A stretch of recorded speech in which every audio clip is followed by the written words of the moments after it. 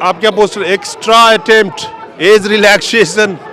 नेताजी तो 70 साल में भी एमएलए भी बन सकते हैं, आप कैसे बनोगे? एज निकल गई तो खत्म। सड़कों के बीच में रोक रोक के मॉडल कोड ऑफ कंडक्ट की अवमानना करते हुए आप वहाँ पे पॉलिटिकल पार्टीज के लिए अपनी रैलियां निकालने के लिए दे सकते हैं।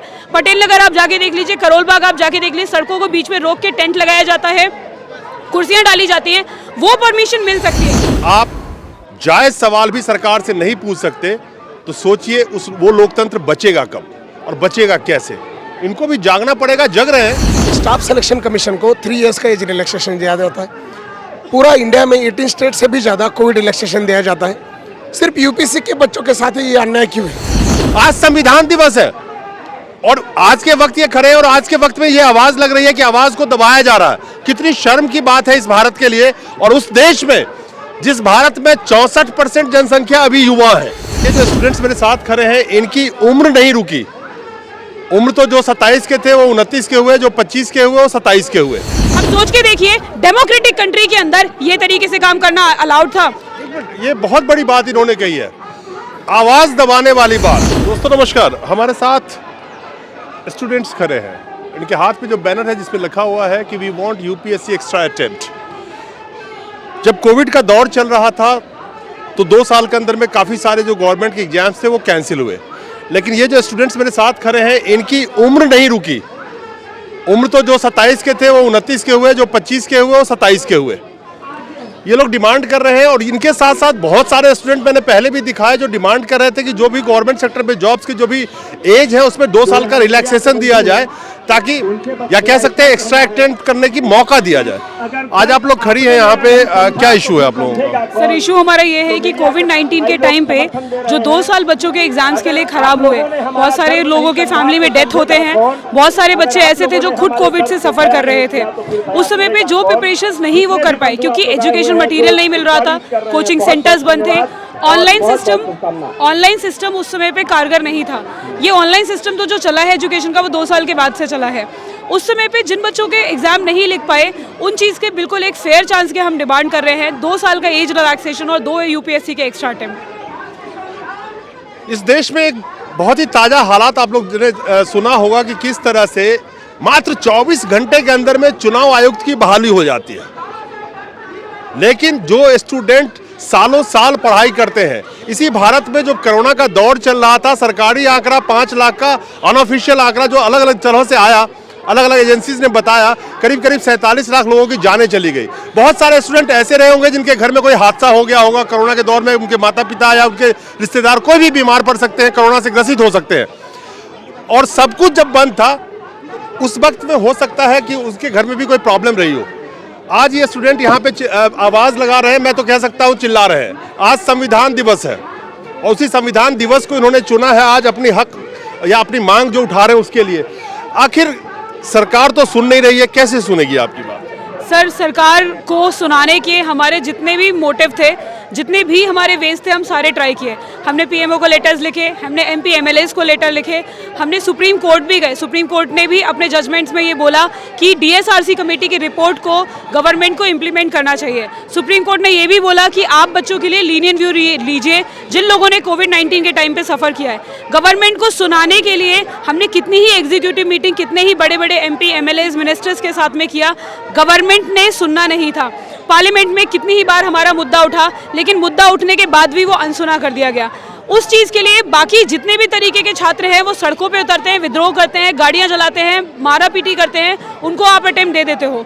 यूपीएससी के छात्र शांतिप्रिय तरीके से गांधीयन वे मेथड में अपना आपसे डिमांड रख रहे हैं पिछले 2 सालों से, बस वो आप नहीं सुन रहे हो। सुनाने के लिए बस हमें अब यही लगता है।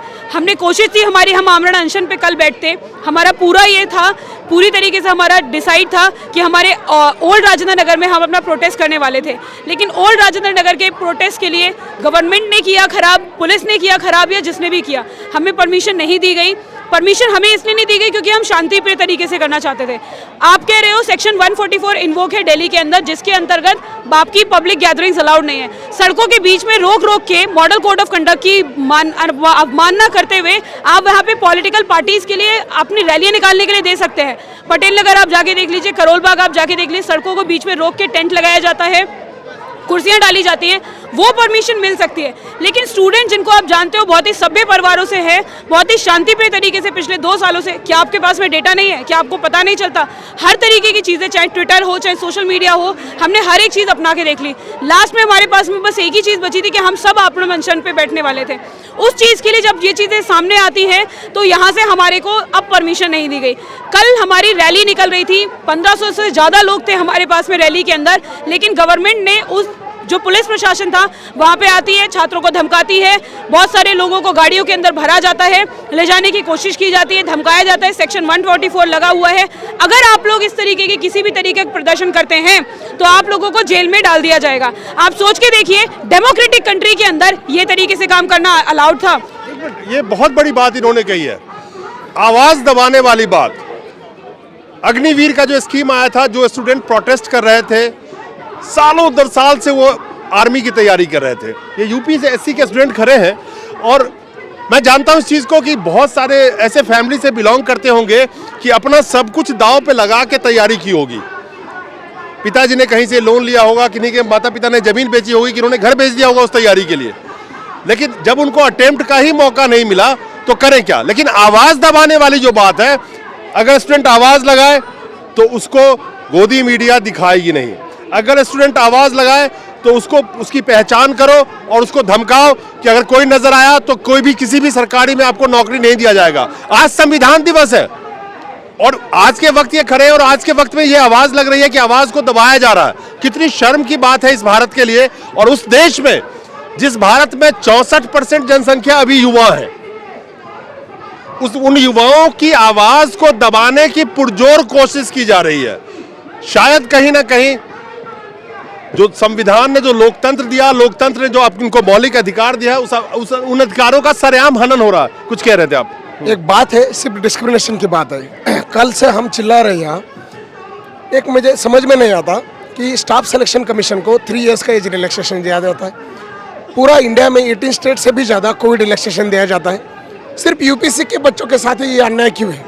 यानी कि हर बार हम सुप्रीम कोर्ट में भी गए, शो सम लेनिंसी वाला वर्डिक्ट भी ला दिया, डिपार्टमेंटल स्टैंडिंग कमेटी ने रिपोर्ट भी दे दिया कि उनके साथ कुछ न्याय कीजिएगा, इनको रिलैक्सेशन दीजिएगा। फिर भी जितेंद्र सिंह जी बोल रहे कि नहीं नहीं नहीं, इनकी कुछ प्रॉब्लम नहीं है, इनको नहीं दिया जाएगा। क्या लॉजिक है? जितेंद्र सिंह कुछ भी पता नहीं। Jitendra Singh minister of DOPT है। मैं इसलिए बोला कि लोगों को पता चलना चाहिए। हाँ, वही है। यानी कि बाकी सब लोगों ने, यानी कि इतने हम 150 से ज़्यादा एमपीज को मिले हुए, डिपार्टमेंटल स्टैंडिंग कमेटी में पूरा का पूरा इंडिया का सब पार्टी का नेता होता है, और सबको मिलने के बावजूद, उन्होंने सजेस्ट करने के बावजूद इग्नोर किया जाता है। ये डिस्क्रिमिनेशन, यानी कि staff selection commission ministry of DOPT के अंदर है, यूपीसी भी डीओपीटी के अंदर है, फिर भी डिस्क्रिमिनेट कर रहे हैं। ये कहाँ का तरीका है? न्याय होना चाहिए, इसलिए पूरी जान लगा देंगे, मगर न्याय होना चाहिए। आप ही युवा तो पॉलिटिकल पार्टी की भी जान है। बिल्कुल, हाथ में झंडे डंडे लेके आप ही लोगों को तो घुमाया जाता है। हर बार पुलिस उठा के चली जाती है, हर बार पुलिस उठा। ये कहाँ का न्याय है? ये कौन सा तरीका है एड्रेस करने का? ये बिल्कुल गलत बात है, ये होना नहीं चाहिए। क्योंकि इस तरह से करेंगे, यहाँ कई कई बच्चे ऐसे हैं जिनके घरों में, एक बंदे के घरों में 4 लोगों की मौत हो चुकी। वो इतना फ्रस्ट्रेशन है, किस तरह से निकालेंगे हम फ्रस्ट्रेशन? ये हर बार नहीं नहीं नहीं नहीं, पुलिस आएगी उठाएगी, पुलिस ये सेक्शन लगाए वो सेक्शन, ये कौन सा तरीका है भाई? ये एड्रेस नहीं हो सकते हम इस तरीके से। ये बात बिल्कुल गलत है। अलग अलग तबके के युवा चिल्ला रहे हैं, आवाज लगा रहे हैं, लेकिन इन युवाओं को भी समझना पड़ेगा, जागना पड़ेगा कि देशभक्त बनिए, और जहां पे लोकतंत्र को कुचलने की कोशिश की जाए वहां पे आवाज उठाइए। क्योंकि अगर आप आवाज नहीं उठाएंगे और सरकार से सवाल नहीं पूछेंगे तो सरकार तानाशाही करती है, और जिस तानाशाही का शिकार धीरे धीरे ये सारे युवा होते जा रहे हैं। क्योंकि अगर आप जायज सवाल भी सरकार से नहीं पूछ सकते तो सोचिए वो लोकतंत्र बचेगा कब और बचेगा कैसे? इनको भी जागना पड़ेगा, जग रहे हैं, और धीरे धीरे समझ में आ रही है कि भक्ति सिर्फ देशभक्ति करनी है, किसी पार्टी पॉलिटिक्स या किसी व्यक्ति विशेष की नहीं। चलिए, मेरी शुभकामना है, लेकिन जैसे जैसे धीरे धीरे वक्त गुजरता जा रहा है, आपके चांसेस बहुत स्लिम होते जा रहे हैं कि they will give you attempt. I think so. नहीं, बात वही है कि ये जो जानबूझ के भुलाने की कोशिश करें वो हम होने नहीं देंगे। क्योंकि बिल्कुल 2 साल से कॉन्स्टिट्यूशनल तरीके से हम बिल्कुल शांति से सब करें। अगर हमारा प्रेस्टेशन नहीं एड्रेस हो गया तो हम किस हद तक जा सकते हैं, ये गवर्नमेंट को भी पता नहीं चलने देंगे। ये बिल्कुल गलत बात है। आप क्या post extra attempt age relaxation Netaji तो 70 साल में भी एमएलए भी बन सकते हैं, आप कैसे बनोगे? एज निकल गई तो खत्म। सर एटलीस्ट गवर्नमेंट को सुप्रीम कोर्ट ने जो लीनियंट व्यू स्टूडेंट के प्रति दिया है कहने के लिए, उसको सर मानना चाहिए। और सर एटलीस्ट बीजेपी के ही सीनियर लीडर सुशील कुमार मोदी ने जो चेयरमैन में डिपार्टमेंटल स्टैंडिंग कमेटी की 112वां रिपोर्ट में कहा गया है कि चूंकि इन लोगों को माइग्रेशन के कारण 80% यूपीएससी के छात्र सर दूर दूर से आते हैं, वो लोग सब माइग्रेशन के कारण चले गए। वहाँ सर किसी को बिजली नहीं मिली, किसी को इंटरनेट नहीं मिला, तो सर पढ़ाई नहीं हो पाई।